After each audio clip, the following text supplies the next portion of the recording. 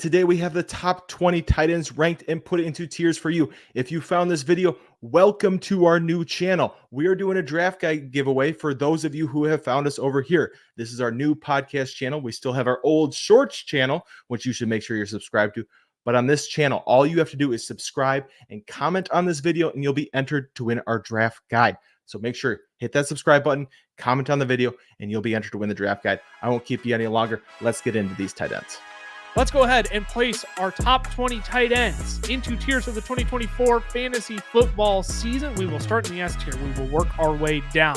And I think, fellas, early on, these top tier guys are going to be some of the best conversations. We'll get into the later guys. We'll have a pick your flavor session, if you will. But let's start in the S tier with the two guys that are consensus at the top of the board. Sam Laporta, Travis Kelce, kick off our S tier. And I think the $1 million question that people are still asking this year is, can Sam Laporta repeat as the overall tight end one this year? Give me your odds on how likely you think it is that Sam Laporta will repeat this year. I'm going to put it about 40% because I think it's kind of 50-50 who's going to be better, him or Kelce. And then I might even put 35 and then give like a 15% chance to the field to finish higher. He's in such a great spot. And then obviously what he did as a rookie, is just, it's pretty unprecedented from a fantasy perspective. So it's really hard to find anything to knock Sam Laporta on. I'd probably give a 50-50 shot. I mean, it really, and ironically, we're talking about two guys in the S tier. These are the two guys that have the best chance of finishing as the tight end one.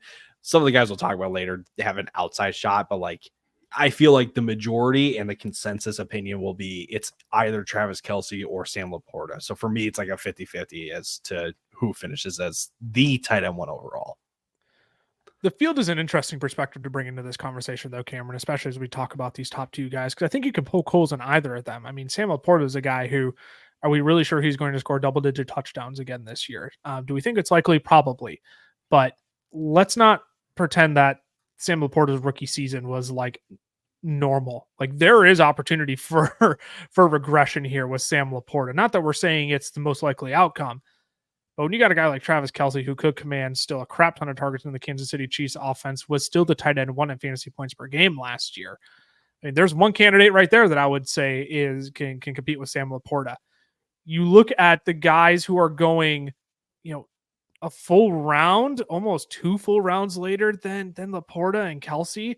The guys who we'll get to them in the A tier, but I mean, these guys are being drafted so early too, where you might get the advantage of them as the overall tight end one. At the same time, when you talk about the field, though, it seems like there is a really sneaky probability there that they could slide in and overtake both of these guys, because you could poke holes in both of them. Yeah, for sure. I mean, Kelce, we got to talk about the age, right? We're at the point where every year we're going to talk about it, and it's obviously for us, it's not affecting us enough that we're moving him any lower. He's our consensus tight end one. All of us have him as tight end one. And it's really hard to move him lower, when you have Patrick Mahomes, but you got to factor in, he's 34 years old. You got to factor in, this is probably the most amount of weapons, just from a personnel standpoint, that the Chiefs have had in the last, couple of years. Marquise Brown, Xavier Worthy, Rashee Rice, right? There's 3 other options. They got a decent run game with Pacheco. So there's all that. And then, like you said, with Laporta, we saw it for 1 year, and it was on the back of 10 touchdowns. If we know anything, touchdowns are probably the least sticky stat in fantasy football. So it's kind of like, can we rely on it? Not really, but kind of. So I agree. I think there's just these certain little things that it's not like we've felt like in years past, where it's like, okay, we have the solidified Travis Kelce, and then, a Mark Andrews, Darren Waller, who are, for sure the 2 and 3. It's a little more wide open this year for sure. There's room for one of these guys in the next year to come in and overtake them. I do think these are the 2 most likely to be the overall tight end one this year, which is why they are going at the 208 in Sam Laporta and Travis Kelce at the 301. But when we talk about these guys in the A tier, we are talking about Mark Andrews going at the 411, Trey McBride going ahead of him at the 405, and Dalton Kincaid going at the 501. I mean, we are talking 2 full rounds for Dalton Kincaid after these top tier guys. Now, I get Dalton Kincaid, I'll ask for your opinions on this. Do you think Dalton Kincaid is probably the least likely out of this top 5 to finish as a tight end 1 this year? I would say yes. Yeah, but at the same time, he's going to be probably Josh Allen's, number one option. Right. So it's like, yes, but you can't count him out when he's that, when that's his role. No, and I think a lot of people will look at last year with Dalton Kincaid, not to start with him, but I think a lot of people will look at last year and they'll say, well, I mean, even when Joe Brady took over and even when Stephon Diggs stunk, it's not like Kincaid was this breakout guy at the tail end of last season. I mean, he was still averaging only, 4 targets per game. That's not great. But also, you ship out, what Diggs have, 140 plus targets last year? You ship that out. Targets. Yeah, those have to go somewhere. And I'm not saying 140 of them are going to go to Kincaid, but I mean, we all have Kincaid statted out for, I have him statted out for 124. Cameron, you have him for 120. And Tyler, you have him statted out for 123. I mean, this is a guy who's going to soak up a majority of those targets this year because he is very clearly Josh Allen's most talented wide receiver. So would we be surprised to see him, as an S tier option at the end of the season, poking his nose, alongside Sam Laporta and Travis Kelce for the tight end 1? I mean, I wouldn't, but when I look at Mark Andrews and Trey McBride, I've also seen it from them before. So that's why I lean towards, I think he's the least likely, but the path is, you can make that case. It's not a hard case to make. You just can't get caught up on last year's metrics when he's a rookie tight end, and we typically don't see these guys break out until year 2. Sam Laporta isn't the normal. Dalton Kincaid is far more the normal.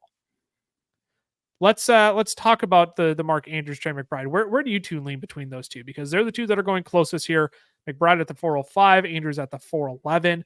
Again, Kincaid is mixed in there early 5th round. But where's your leaning between Andrews and McBride? A guy who has finished as the overall tight end 1 before, but hasn't had the cleanest record of health over the last few years, or Trey McBride, who came on strong at the tail end of last season, but also added Marvin Harrison Jr. this offseason.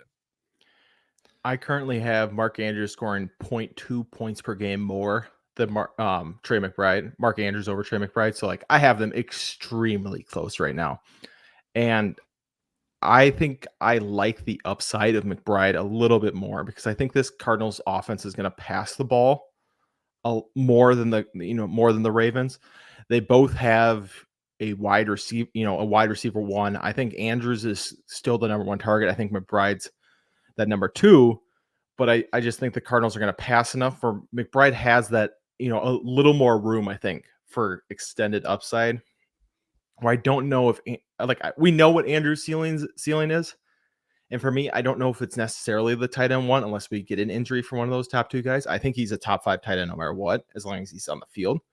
But I just don't know if he's going to get enough volume, score enough receiving touchdowns that he's going to kind of break into that. So I've been tending to take McBride more, but I have them back to back. So it's really just whoever's on the board for me that I like when I'm taking a tight end early. That's so funny because I kind of feel the opposite way where I'm like, I feel like with Trey McBride's situation, right, with Marvin Harrison Jr. there, that Mark Andrews is the number 1 option in Baltimore. Trey McBride is the number 2 option. Mark Andrews, we've seen him finish as a tight end 1 before. I both of these guys are intriguing options, but I think it's just the fact of Mark Andrews being clearly the one in that offense with Lamar Jackson. We're figuring that this Baltimore offense is going to put up a ton of points, put up a ton of yards. So I lean Andrews, and you can make the ADP case too, because Andrews is going after McBride. I may come across as the Trey McBride hater out of the 3 of us. I'm not a hater. I think it's a little more clouded in Arizona for Trey McBride to kind of repeat what we were seeing him do last year in the second half of the season after Zach Ertz was released versus Mark Andrews, where again, we've seen him do it before. I mean, yeah, you're not necessarily the Trey McBride hater, Ty, but I mean, just looking at where our stat projections are. I mean, you have Trey McBride at 5 compared to Cameron and I at 4. So it's not like you're eons apart or anything, but McBride currently 125 targets for Cameron, 128 for me. You only have him down at 102, but you still have him finding the end zone just as many times, 7 times as Cameron and I do as well. My leaning, here's my policy on these 3 tight ends. And this is something that Nick Ercolano over at BDGE was, he kind of put this, my thought process into words very well in one of his videos. Whichever one of these guys is the last man standing, that's the one I want. If it's Mark Andrews, happily. If it's Trey McBride, happily. If it's Dalton Kincaid, great. And more times than not, it's going to end up being Dalton Kincaid. But when I'm looking at the 4-5 turn and Trey McBride is sitting there at the 502, that's a pick I have a very hard time passing up on, just because I do prefer Trey McBride that much more than Dalton Kincaid. But these are 3 guys here where I think we can all agree. This is a consensus top 5. And once we dive into this next tier, this is where we really start to crack open the can of worms and have a larger conversation about the tight end landscape. Yeah. Were you to chime in with something there, Ty? Oh, no, Cam was though. I was just agreeing with you that in best ball drafts, like we've talked about, we've done a ton. I do not have many shares of Travis Kelce and Sam Laporta. I have so many shares. I probably 75% of my drafts I probably leave with a Mark Andrews, Trey McBride, or Dalton Kincaid. With those 3. With those 3. Not Mark Andrews. No. And it's just, like you said, you're getting 4-5 turn. That's ridiculous value for 3 guys that do have tight end 1 overall upside. So, I mean, I just love where they're going currently at ADP. I love every single one of my teams where I get to draft one of those 3 guys. And I'll even throw Travis Kelce in there, because there's times I've seen him slide into the middle of the 3rd round, and I can't pass up a mid-3rd round Travis Kelce. Because, I mean, let's look at the first 3 rounds. Let's assume you have an early pick. Let's say you have the 103, right? You can get a Tyreek Hill. You can come back and snag another high-end wide receiver in the 2nd round. If a Brandon Ayuk slides to you, a Devontae Adams slides to you, shoot. If you really want to go running back, you can take Devon Achane. Be my guest. But again, you can wrap that around and have a multitude of those guys slide to you in the 3rd round as well. So you're already stacked with 2 wide receivers and a running back. You all of a sudden have the luxury of just going anchor running back and elite tight end. And when we talk about the back half of tight ends this year, you're going to understand why very quickly. I think I can speak for all of us. Our favorite strategy this year in fantasy football drafts is to grab one of these elite tight ends. It's like, really?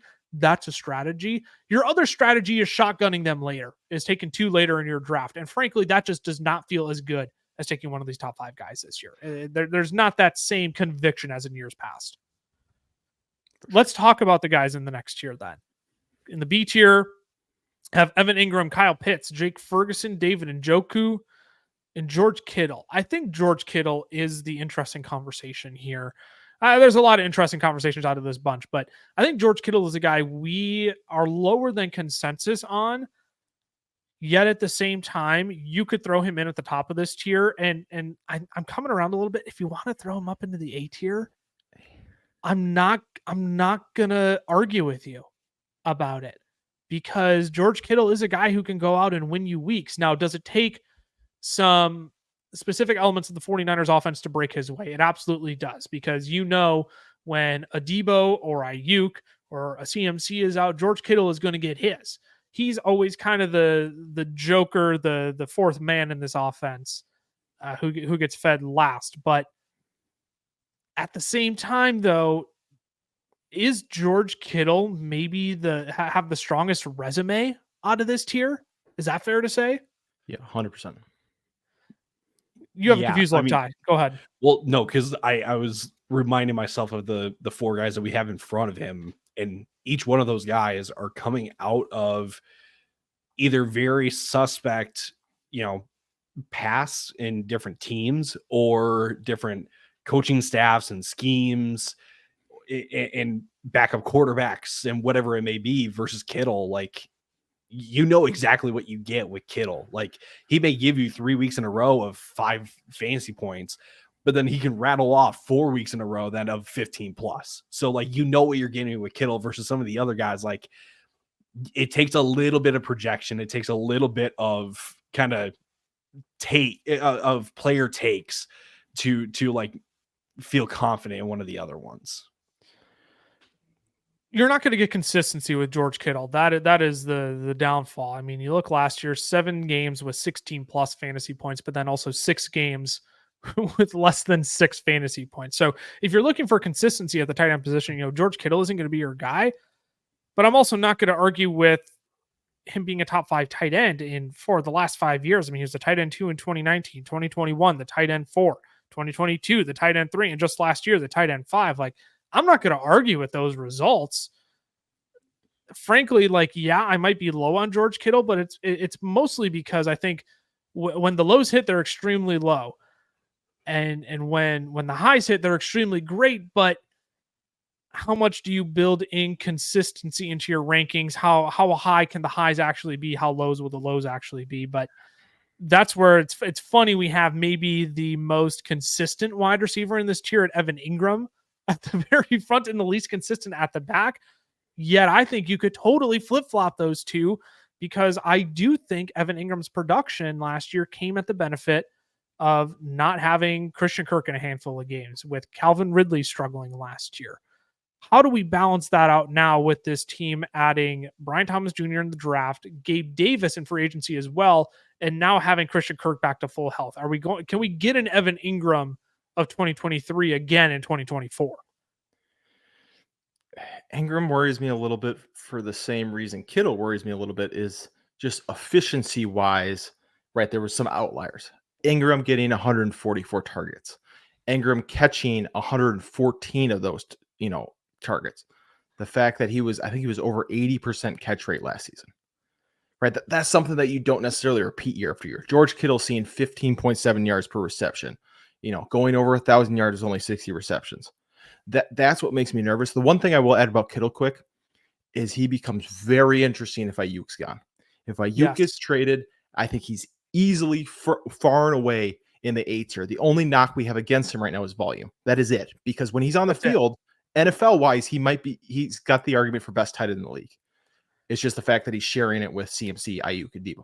But back to Ingram, I think he has established a role. I think that's what you can take away from it from last year. Do I think he gets 143 targets, 114 receptions? Not necessarily. But at the same time, could he easily be a 120 target guy this season? Could he be flirting with 90 receptions? Yeah, I think he can. And then it just comes down to touchdowns. He only had 4 last year, and he was still a tight end 2 overall. So if touchdowns comes up, but volume goes down, all of a sudden, you're looking at a very similar season. So yeah, I think we can repeat fantasy finish wise. I just don't know if it's going to be in the same feeling of as consistent, because it's all based on receptions, whereas it might be a little more inconsistent because it's like, oh, did he score a touchdown this week or not? Let me rattle off a few wide receivers that Evan Ingram had more targets than last year, and more targets than Chris Olave, and more targets than DJ Moore, Mike Evans, Terry McLaurin, Amari Cooper, DK Metcalf, Devonta Smith, Drake London.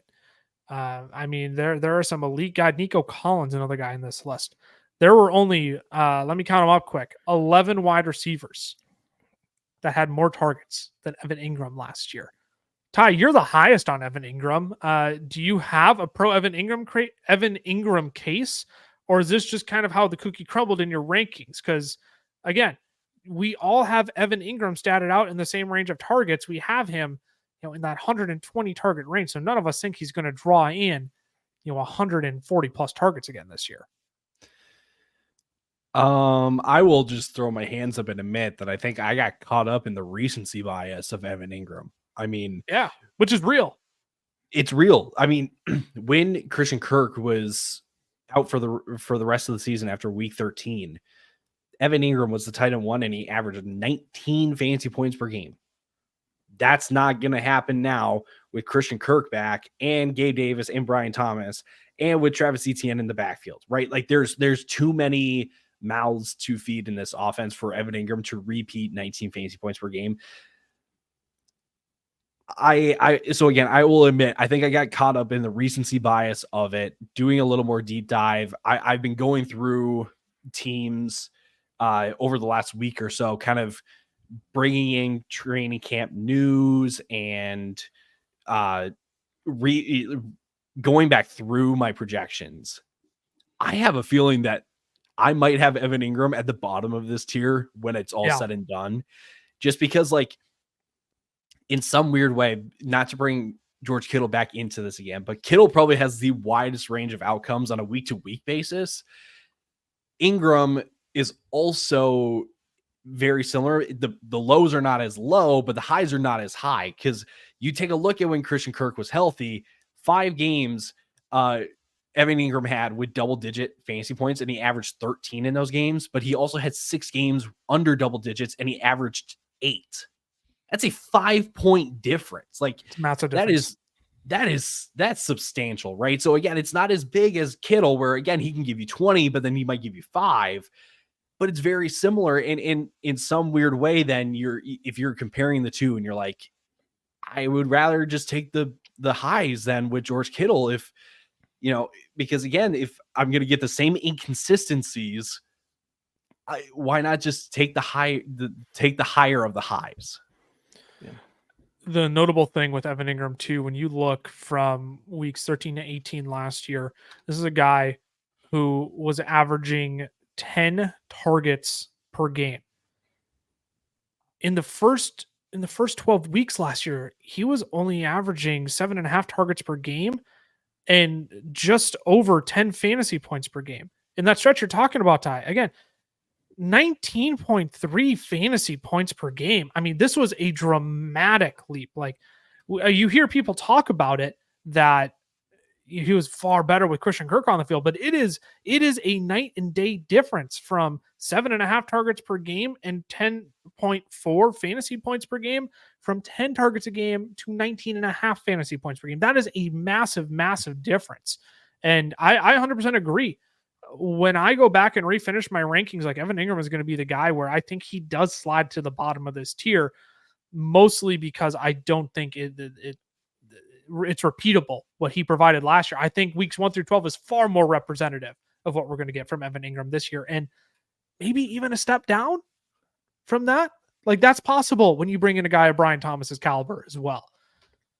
Before we dive into the other guys in this tier, I want to give a quick reminder. You can listen to our podcast a variety of ways. First, most entertaining way, as we say around these parts, is over on YouTube, because you don't just have to listen to my voice, Cameron's voice, and Tyler's voice. You actually get to, like, look at the tiered rankings we have on the screen as well, not just envision it in your head. YouTube.com/@thefantasyfootballfellas. You can go subscribe over there. And then the second is just through the audio podcast as well. Maybe you're driving. It's like, Luke, I want to keep my eyes on the road. That is good. Be a safe driver, please. You can listen to our audio podcast feed as well. Google Podcasts, Apple Podcasts, wherever you get your podcasts from. But those two ways, youtube.com/@thefantasyfootballfellas, and wherever you get your podcast from as well. Those are the two ways you can listen to our weekly show. Who do we want to talk about next out of these guys? You got Kyle Pitts, Jake Ferguson, and David Njoku yet. We've spent some time on Kyle Pitts, because Kyle Pitts, I think more on Kyle Pitts. Go ahead. You can go ahead and kick us off on Kyle Pitts, Cameron. Go for it, because I think he's the guy you're coming around most on this year. Yeah, I'm ready to get burned again. I've said that multiple times. Like, I screwed up the fool me once. I still don't know it. Because this is year 4. So I don't know what happens when you get to 4. But 4 is you're broke, like you're toast. Yeah, and I mean, mail it in, boss. If he gets Kirk Cousins, who throws to the tight end as much as Kirk Cousins does, and is, has been as accurate as he has been, has scored as many touchdowns as Kirk has. If he has that quarterback and still is a bust, then, I think it's time we really throw in the towel. But in his 2 healthy seasons, he put up 110 targets and 90 targets. And last season, I don't even know if you'd consider him fully healthy. 2022 obviously only had 59 because he only played 10 games before I think he sprained his MCL is what the injury was. But he's a guy who gets it done downfield. His lowest yards per reception in a season is 12.6. And when your quarterbacks are Desmond Ridder and Marcus Mariota, 12.6 yards per reception is pretty impressive. Because there were games where I don't even think Marcus Mariota could throw the ball 12 yards down the field. So it's just like, I don't know. I just think there's just so much upside with this guy. And now you're putting him in the system where he can succeed. I understand, you have Drake London. I understand you have Bijan Robinson, but it is just those three, right? I mean, there is really no one. Like, are you scared of Darnell Mooney? Are you scared that Darnell Mooney is going to come in and steal targets from Kyle Pitts? Shaking in my boots about Darnell Mooney. That's where I get worried, and the other issue is he just hasn't scored touchdowns. He has 6 career touchdowns. His high on a season is 3. That's gonna change for me. So that's kind of where I'm at is I've seen enough from Kyle Pitts to like the upside. I like the situation now. Now it's kind of, can all of it come together in order for him to be a top 6 tight end? And I think this year it is going to. Ty clearly is agitated by my response and cannot stand what I'm saying. I'm not agitated. You guys remember in Avengers when Tony and Captain America are talking about like what Loki's going to do next, and then it clicks for Tony that he's going to the top of Stark Tower. Mm-hmm. That's the epiphany that I just had about Kyle Pitts, because you guys saw the report that they're trying him out at tight end and wide receiver in training camp. What is the one thing that all Sean McVay coaches, and Sean McVay himself, I should say, like to do? Draw up mismatches. There is no bigger mismatch, right, than Kyle Pitts. So in some weird way, like, yeah, we're all we all think that Drake London can really kind of, break out of the bust talk that he's had the last 2 years just being with Arthur Smith. It might be Kyle Pitts that is going to get moved around in this offense, because again, he is a walking mismatch. You're going to put up a smaller slot corner against him. Good luck on a 50-50 jump ball. You're going to put a linebacker on him. Oh, good luck covering him. Like, again, it's the epiphany of just like, gosh darn it, it might just be Kyle Pitts that breaks through, finishes somewhere in the A tier next year, because again, he's just a walking mismatch. And I do think there's something to be said about the offensive coordinator play caller change here as well, because yeah, we can piss and moan about Arthur Smith. We'll get into him a little bit later in the episode, but Kyle Pitts only lined up in line on just shy of 20% of his snaps last year. I believe it was like 19.2 that he lined up in line. All of Arthur Smith's previous tight ends that found success in his offense were all there at least 30% of the time. So I do think there is something to be said here about Arthur Smith's utilization of Kyle Pitts. And now you get a creative play caller. A play caller coming from a creative mind such as Sean McVay's and Zach Robinson. And I do think he's going to have some fun scheming up Kyle Pitts. So if there's one guy in this year who I do think makes the leap, it is absolutely Kyle Pitts. I think he has the highest upside out of anybody in this tier. Would you agree? For sure. I mean, he's the only guy in this tier, I think, that, well, I guess Kittle, you got to give it to Kittle, that has tight end and overall upside. Because if everything clicks for either of those guys, we could see 90 catches and 1,300 yards. Right. I mean, 100%. That's not all the realm of possibilities. I'm not saying it's going to happen. I'm not saying like that's if everything goes perfectly right. But in this tier, they're the only two that truly have that kind of upside. So we'll wrap out this tier with Jake Ferguson, David Njoku. I will say with David Njoku, I am concerned. Yep. He's a guy who slides to the C tier. As much as I like David Njoku in the 9th round right now, he's also a guy that we're looking at there's always some guy in this B tier of tight ends that never pans out. And I'm worried David Njoku is that guy this year. It's him and Evan Ingram for the two guys that I think would flop most likely in this tier. And part of that is we saw the massive success with Joe Flacco, and he just couldn't get it rolling with Deshaun Watson. And I don't want to boil it down to it being that simple, but at the same time, I haven't seen it with Deshaun Watson, but it was right. But the reality is I saw it with my eyeballs. I'm not saying it's going to automatically be true this year, but if there's a guy I'm least excited to make a bet on in this range, I actually think it's David Njoku. You're in strong agreement, Cameron. First 6 games with Deshaun Watson, he had averaged 5 targets a game. 4 receptions. He averaged under 40 yards a game. And he had 7.3 fantasy points per game. He goes on, to week 8 through the rest of the season. He's the tight end 1 overall.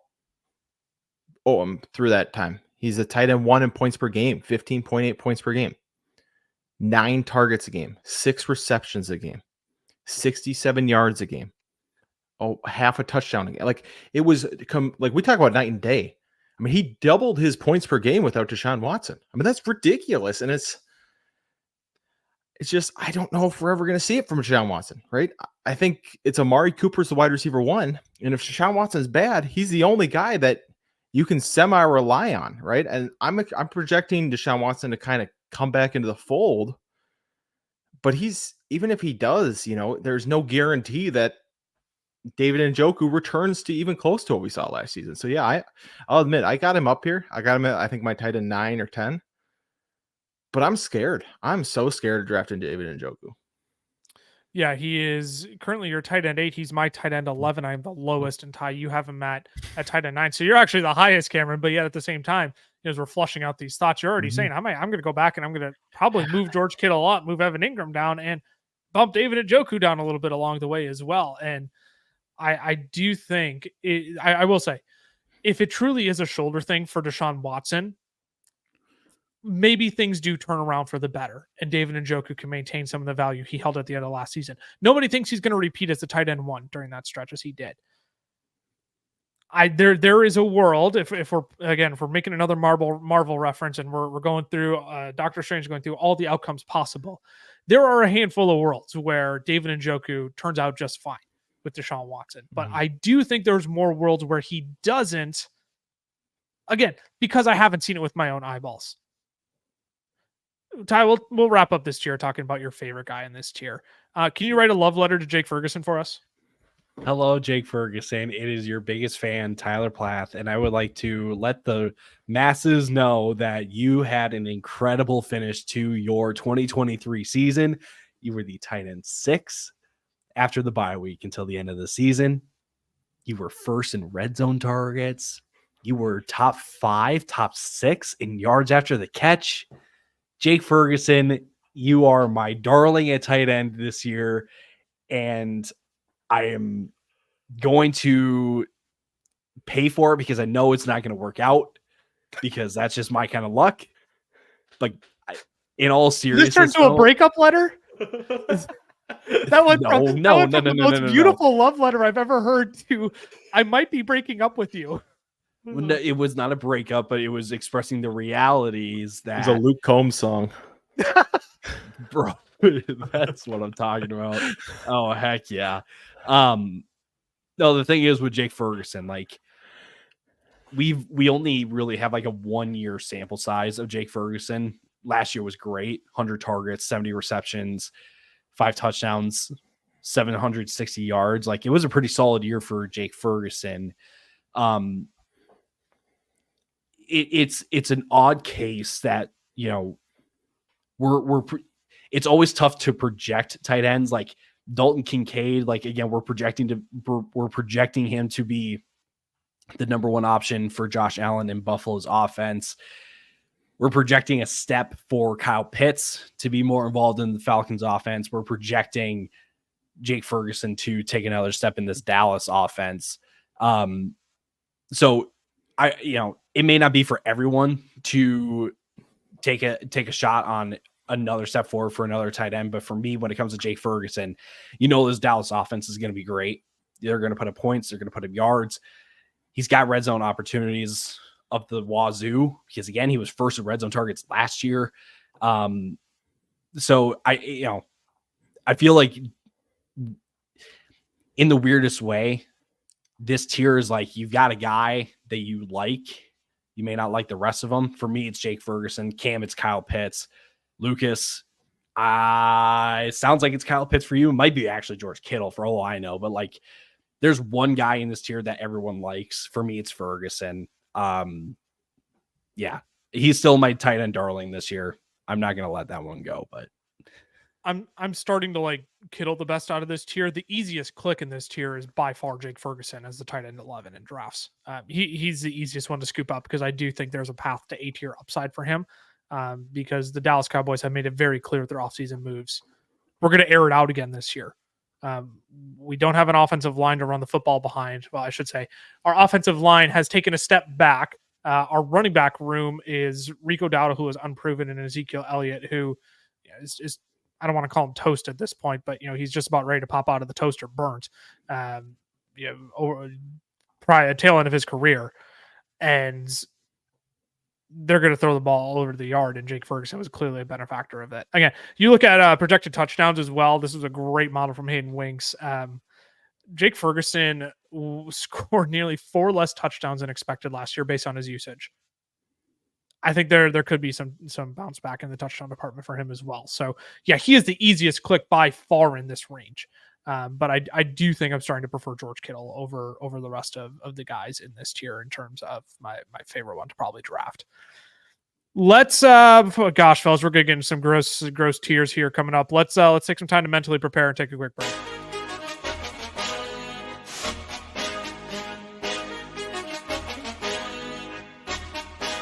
Today's podcast episode is brought to you by Underdog Fantasy, where it is best ball summer. There are 5 core best ball tournaments to play in with over $20 million up for grabs this summer. You can even take a crack at winning the top prize of $1.5 million in their infamous Best Ball Mania 5 contest. To enter, head to UnderdogFantasy.com or download the app and use the code FELLAS to get a first deposit bonus up to $250 and our 2024 draft guide for free. Again, head to UnderdogFantasy.com or download the app and use code FELLAS to sign up. Must be 18 plus and present in a state where Underdog Fantasy operates. Terms apply. Concerned with your play? Call 1-800-522-4700 or visit npcgambling.org. Alrighty, we are back. We have talked through our top 3 tiers. Laporta, Kelce, Andrews, McBride, Kincaid, Evan Ingram, Kyle Pitts, Jake Ferguson, David Njoku, George Kittle. Let's move on to the C tier, fellas. This is where it starts to get not fun. Dallas Goedert, Brock Bowers, Dalton Schultz, and TJ Hawkinson are in this tier for us. Where to even begin? This is not a fun tier. Mostly because I think this is the tier of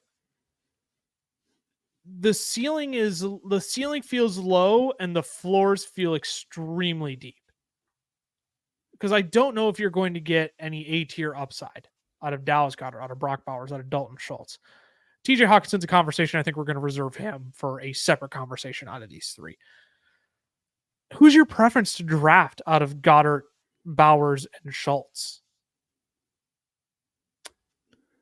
None. I'm really. You can say none.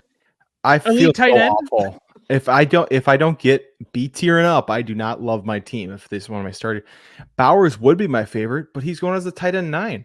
I don't draft any Bowers when he's going ahead of Jake Ferguson and David Njoku. When he's going in the 7th round, if I got to pick between the other 2, I guess I go Goddard because he's only got 2 wide receivers instead of 3 wide receivers he's fighting against. But that's really the argument. That's the only argument I really got for him. It's just, I mean, you starting Goddard or Schultz, you're hoping for 10 points and you're settling for 7 pretty much each week. That's kind of where you're at the tight end position. Yeah, I'm the same way. Like, if I have to choose one, it's probably Dallas Goedert. But again, I'm not taking I don't have a lot of these guys in my best ball teams. I've got a lot of TJ Hawkinson, but that is also because I've gotten a tight end earlier in the draft. So when TJ Hawkinson comes back, I'm just, I'm getting, the extra production from another tight end after that. But like TJ Hawkinson, again, because of his injury, like he's not, if he was healthy, we're talking about TJ Hawkinson as an A tier, potentially S tier tight end. But because of his injury, like he is very, very tough to rely on. And I know you literally just like, you toss up the question without TJ Hawkinson. I brought it back in. So I don't know if that's a great transition, but I didn't get my answer. I need to stop. Mute. Can we get a 2-minute mute on Ty? Yeah. No, Dallas Goedert is my choice here. I do have him ranked the highest. I just think this is an Eagles offense that's going to be substantially better last year. I believe in Kellen Moore. I believe in the treatment that he gives his tight ends. I know it wasn't great down in Los Angeles last year, but when you're working primarily with nothing against your guy Gerald Everett, Cameron, that was an offense that was just struggling night and day in the pass game last year. And I think you're going to come to Philadelphia with a ton of weapons in AJ Brown, Devonta Smith, Dallas Goedert. I know there's a lot of mouths to feed there. Saquon Barkley now as well. But that is a much more talented team that Kellen Moore is working with. And you even look last year, and whatever offense Brian Johnson was running, I still don't know what offense he was entirely running. It was awful. After Goddard's goose egg in week 1 and weeks 2 through 9 before he was injured, he was a tight end 6 in PPR formats. He was averaging 11.4 fantasy points per game. So when I look at guys in this year, TJ Hawkinson, again, I'm counting on like 6-7 games missed this year. Dalton Schultz, who just added all the competition to the wide receiver room in the world with you got Nico and Tank, and now you got Joe Mixon, who's probably going to catch passes out of the backfield as well. And you got Brock Bowers, who I think, like, honestly, can we just say he like is in kind of the same spot as Dalton Kincaid last year, except in a far worse offense? Is that fair to say? That's kind of where my expectations are for Brock Bowers. And, when I'm looking at Dalton Kincaid last year, the tight end 11, I'm drafting Bowers at his absolute ceiling, right? It's like, ooh, difference maker. I'm drafting him at a ceiling, and you still weren't thrilled with Kincaid. Throughout the course, you were actually probably disappointed with Kincaid last year with the hype that he was getting as a prospect, as a fit in this Buffalo Bills offense. I mean, 73 for 673. And 2 touchdowns. You got 9.4 fantasy points per game from Kincaid. Frankly, I think that's a success for Brock Bowers' rookie season, but you're not thrilled with that in fantasy. So Dallas Goedert, to me, has the most upside out of those 3 and is probably the guy I would like to draft the most. But I would, if I don't leave my draft with one of those first 10 guys in the S through B tier, I may as well punt and take some of my favorite sleeper tight ends late and just hope they pan out and stream the rest of the season. Now, I do think let's spend a little bit of time on TJ Hawkinson because he is an interesting conversation. How many games do you all have him slated to miss? I mentioned I have him 6 to 7. My guess is that he probably starts the season on the PUP list. Yeah, I got him missing 6. I got him missing 5. Because the Vikings have a week 6 bye, so he misses the first 5 games with then the bye, so technically 6, but it's really 5. That's you scoot him, not have him on the PUP list and have to miss week 7 then as well, because that bye week would not count towards the PUP if I'm remembering correctly.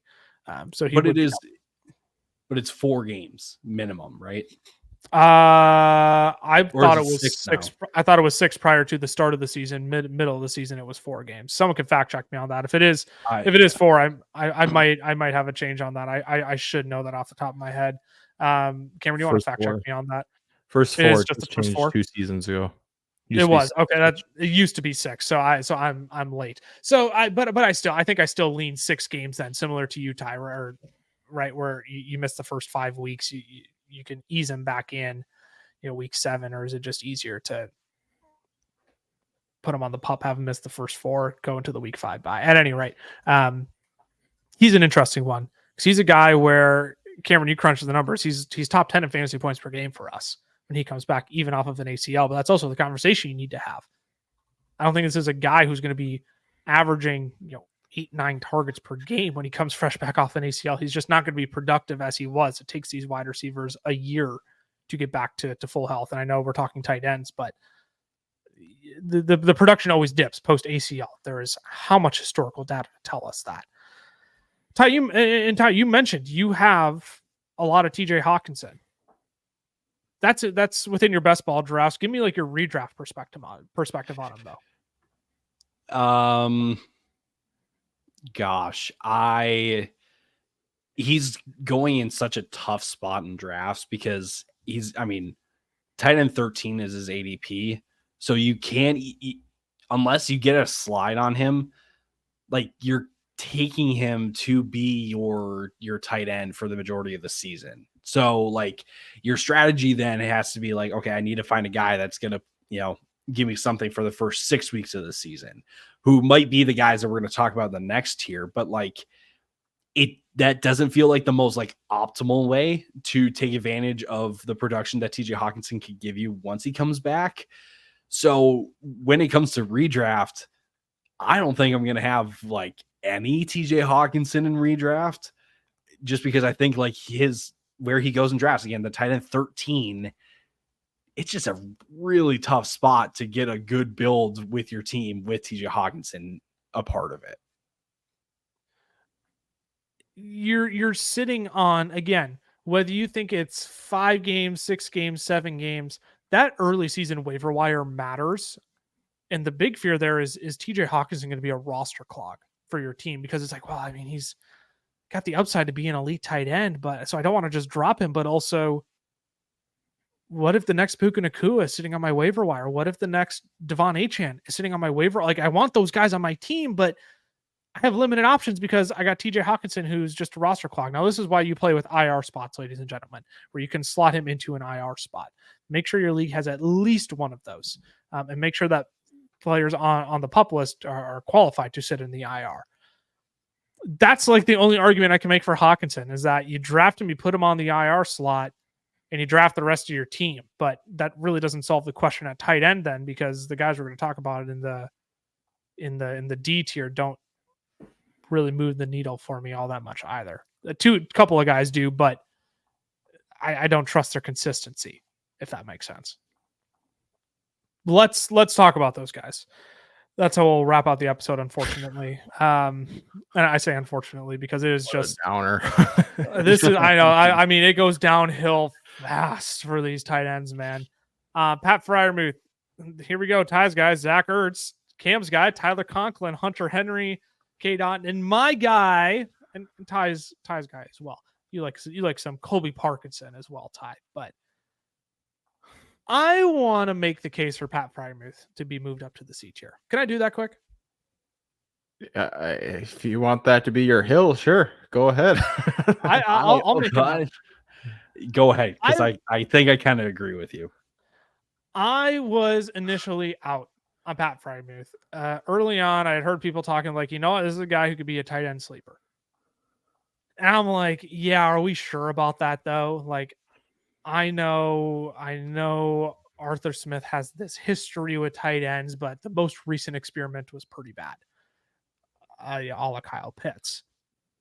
Wasn't all that bad for Jonnu Smith, though, who was the tight end too, who played in line more often. Wasn't all that bad for Delaney Walker when you let Arthur Smith cook primarily as an offensive coordinator in Tennessee. Wasn't all that bad for... I already brought up Jonnu Smith, but my point is, it wasn't all bad for... Sorry, I'm like, there was another one in Tennessee, and it was Jonnu Smith. But I just brought him up. It wasn't all bad for these guys. I mean, you even look at the amount of tight end targets the Atlanta Falcons had last year. There were 90 tight end targets to the tight ends in 2023 for this team. That was the third most in the league. Third most in the league. Excuse me. That's I'm looking at total targets here. It was more than 90, 174. Golly, Kyle Pitts saw 90. There's 174 total targets to the tight end position. That's only 5 less than the Arizona Cardinals and the Minnesota Vikings, who led the league with obviously Trey McBride and TJ Hawkinson. Now, you look at the target competition in this Pittsburgh Steelers offense. I'm sorry, this argument is like droning on. It is 9:51. I just grinded a best ball stream with Pete Overzet. I'm like on my last fumes here. It is George Pickens and who else? Hype out of camp is like Pete Overzet brought this up on our stream. Roman Wilson, he dealing with some injury right now. Beat reporters are acting like they've never heard of the guy before, despite using a 3rd round pick on him this year.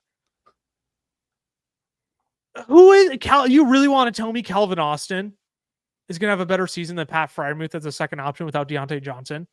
Are we sure about that?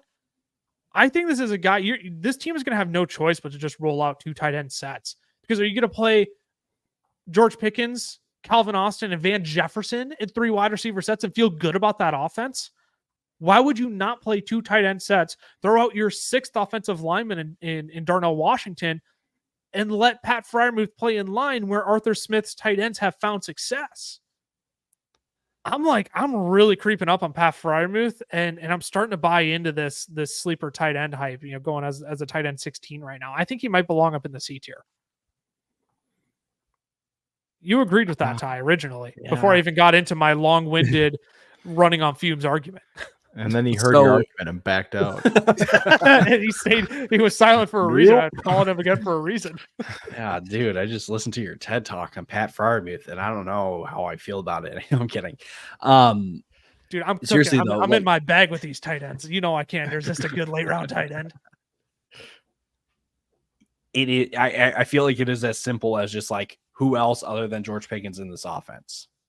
Like, it's not gonna. I don't think any of us see George Pickens hitting 140 targets this year. And even if he does, the ball still has to get spread around elsewhere. Like, we think Jalen Warren's going to have a nice role in the passing game, but there's got to be somebody else. It's not going to be Van Jefferson. It's not going to be Calvin Austin. It's not going to be Cordero Patterson. It's not going to be Roman Wilson. Again, that's the argument that you kind of made there, Lucas. Like, it's got to be somebody, and why can't it be Freiermuth? Like, Freiermuth, I know that like Kyle Pitts is the better talent, but it can be as simple as just that like Kyle Pitts was just not a good schematic fit with Arthur Smith's offense. And Pat Freiermuth might be the better fit. He might not be the better player, but he's the better fit. I feel like that's as simple as it can get. So like I can jive a little bit with Freiermuth getting up into the C tier, but I feel like it's when you start to put expectations on Pat Freiermuth, that's when things can get kind of gross. I think that's the thing I love about Freiermuth, though, is that at tight end 15, tight end 16 in drafts, you don't have any expectations for him, because what if a guy later in this year, again, Zach Ertz isn't going to be drafted in your home leagues. Kobe Parkinson isn't going to be drafted in your home leagues. But what if Pat Freiermuth throws up 3 duds to start the season, and Kobe Parkinson or Zach Ertz or Tyler Conklin, whoever it may be, are top 10 tight end through the first 3 weeks? I just don't think you have expectations, and I think it's a totally fine dart throw in your home leagues if you get stuck into drafting a Dallas Goedert, a Brock Bowers, or a Dalton Schultz. Pat Freiermuth is like the next guy I'm looking at to target to shore out that room and throw another dart on a guy who I think probably has the most upside in this tier. Yeah, I mean, I could agree. Probably has the most upside in this tier. I mean, it's not a high bar to hit. My worry is Russ has never had a tight end over 60 targets other than the 3 years of Jimmy Graham in his entire career.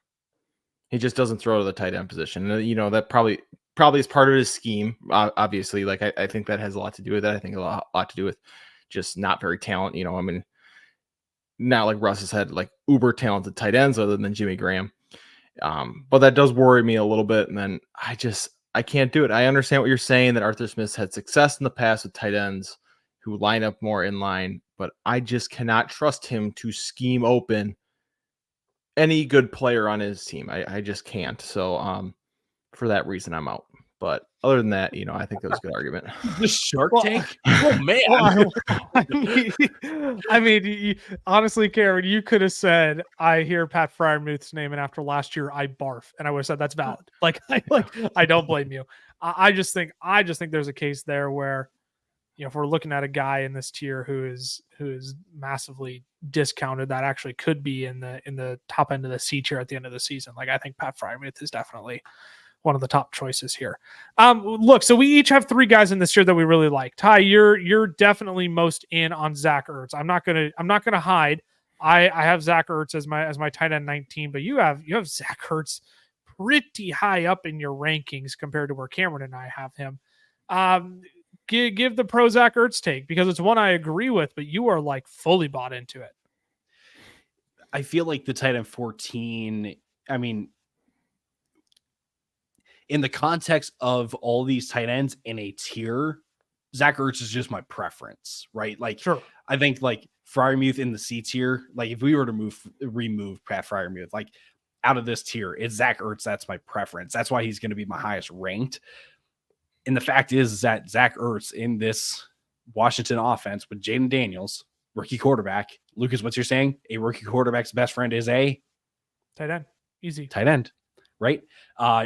With Cliff Kingsbury being the play caller and Zach Ertz's experience in a Cliff Kingsbury offense, like, you know, I talked about Terry McLaurin in the wide receivers episode because I'm just like, why can't he? I feel like it's a very similar question we can ask about Zach Ertz. Like, why can't he be kind of that, you know, I'm not saying to draft Zach Ertz as your tight end 14, but I'm saying like that's kind of his ceiling if he has a large enough role in this Washington offense, which I think he will have. So you're not taking him in your drafts. He's going undrafted at this point. So don't take him, but keep an eye on him on your waivers, because I would not be surprised first 3-4 weeks of the season, we see Zach Ertz, you know, as a fringe tight end 1, just because there is going to be so much, you know, guys that won't be performing right away. Zach Ertz could be performing right away.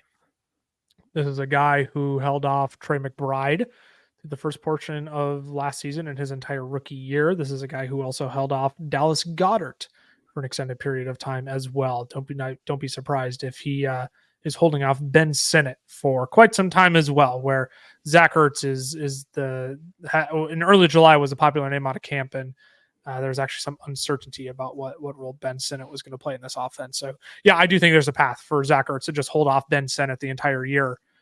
And then we see Ben Sinnott finally emerge next year. So I'm with you. I'm not, none of us are saying go draft Zach Ertz in your home leagues, but if you're ever looking for a guy to fill in, if, you know, Ertz ends up being a top 12, 15 guy through the first 3-4 weeks, like, don't be surprised whatsoever. Zach Ertz last year in Arizona, before he got released, he was the tight end 8 in expected fantasy points per game. So there you go. With Jane Daniels slinging the ball around as well. There's definitely some upside there. Cameron, your preferred guy in this tier is Tyler Conklin. Give the bull I can't even say the bull case on Tyler Conklin, but give your reasoning for why you prefer Tyler Conklin out of this tier. I'm so in on him, bro. He's had 87 targets 3 years in a row. I mean, that's just special. So you know this guy's special.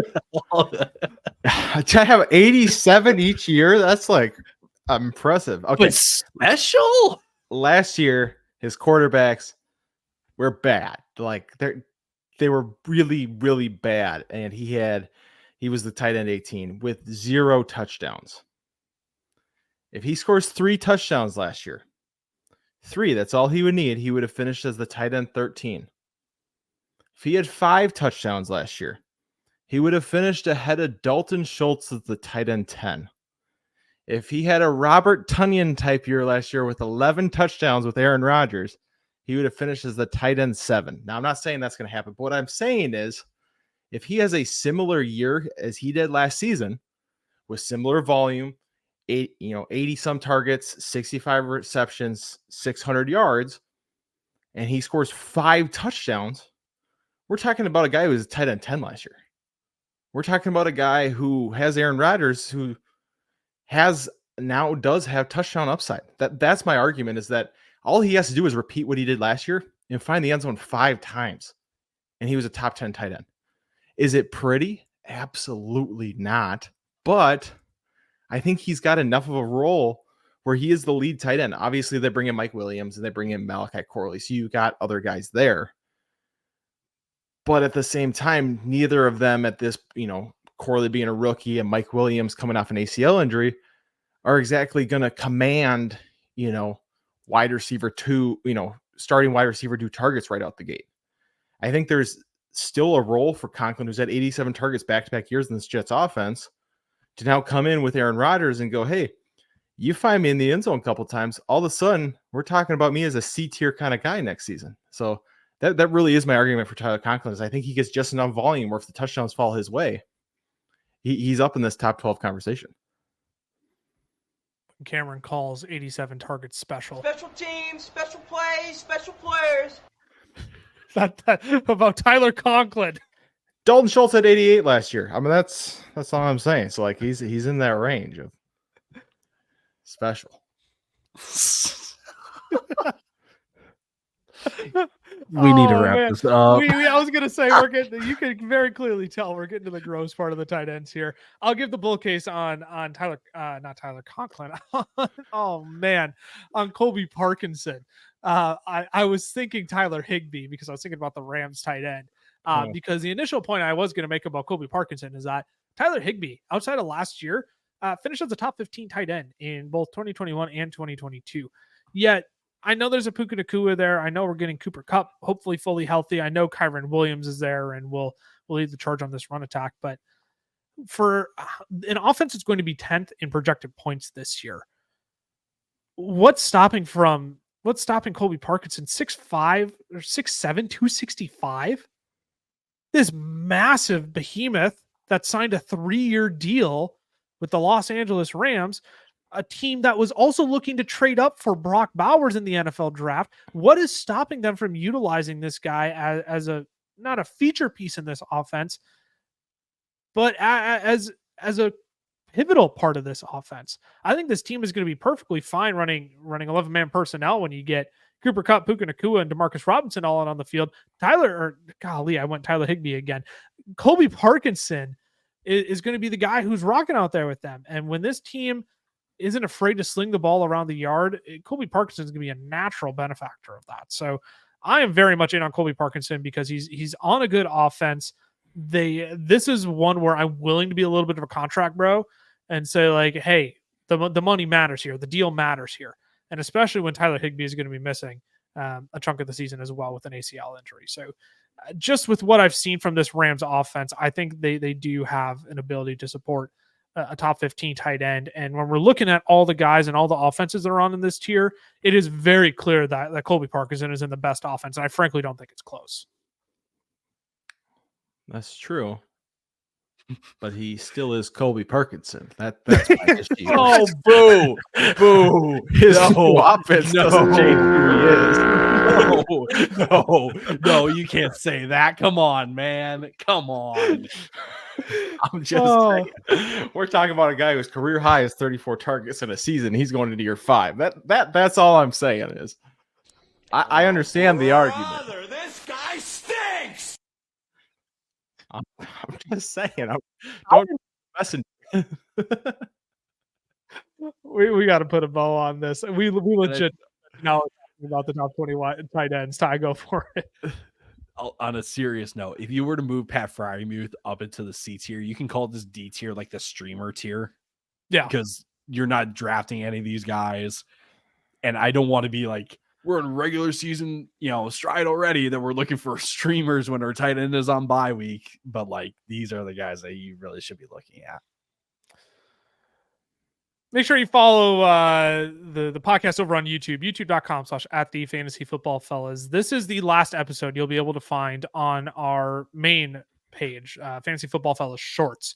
We will not be posting YouTube content over there after this episode. So make sure you're subscribed to youtube.com/@thefantasyfootballfellas. It is the first link in the description. It is so easy. If you're on YouTube, you just go down, you literally click that link. You don't have to expand the caption or anything. Just click on that, go subscribe over there, because you'll also get a free copy, be entered to win, a free copy of our 2024 draft guide by subscribing and commenting below on this video on that channel. We are giving away one per video for the rest of the summer. You can follow us on the socials as well. FFFellas on Twitter, the FFFellas on Instagram, Fantasy Football Fellas on Facebook and TikTok. I am at Lucas Wencl on Twitter. Camlaw FFF for Cameron, Tyler _Plath for Tyler. We're back next week. We're up to 3 episodes a week next week, fellas. Can you believe that? 3 episodes a week for the rest of the offseason. We got a mock draft every single week. We're going to start really getting into some player takes when it comes to fantasy drafts, because that's what people are going to be clamoring. Fantasy drafts are right around the corner, so we're going to get knee deep into some player takes, some must-have players, some players who your league mates are overlooking, some players that you should just flat out let your league mates draft. We'll dive into all those episodes more with a mock draft every single week for you all. So make sure you tune in, make sure you subscribe, turn on those notifications. Goodness. And we will see you all first thing next week on Tuesday. Deuces. Deuces.